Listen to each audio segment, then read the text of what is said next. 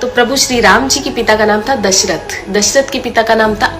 अज के पिता का नाम था नाभाग, नाभाग के पिता का नाम था ययाति, ययाति के पिता का नाम था नहुष, नहुष के पिता का नाम था अम्बऋषि, अम्बऋषि के पिता का नाम था प्रशुश्रुक, प्रशुश्रुक के पिता का नाम था मरु, तो मरु के पिता का नाम था शिग्रक, शिग्रक के पिता का नाम था अग्निवर्ण, अग्निवर्ण के पिता का नाम था सुदर्शन, सुदर्शन के पिता का नाम था शंखण, शंखण के पिता का नाम था प्रवड्ड, प्रवड्ड के पिता का नाम था अंशुमन, अंशुमन के पिता का नाम था दिलीप,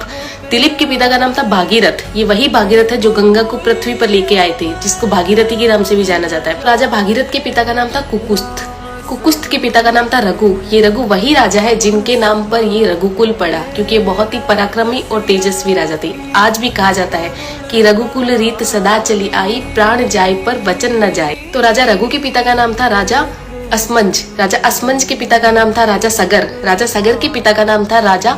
असित, राजा असित के पिता का नाम था राजा भरत, राजा भरत के पिता का नाम था ध्रुव संधि, राजा ध्रुव संधि के पिता का नाम था राजा सुसंधि, राजा सुसंधि के पिता का नाम था राजा मानधाता, मानधाता के पिता का नाम था युवानाश्री, युवानाश्री के पिता का नाम था दुंदुमार, दुंदुमार के पिता का नाम था त्रिशंकु, राजा त्रिशंकु के पिता का नाम था राजा पृथु, राजा पृथु के पिता का नाम था अंडरण्य, अंडरण्य के पिता का नाम था राजा बाण, राजा बाण के पिता का नाम था विवस्वान, राजा विवस्वान के पिता का नाम था राजा मनु, राजा मनु के पिता का नाम था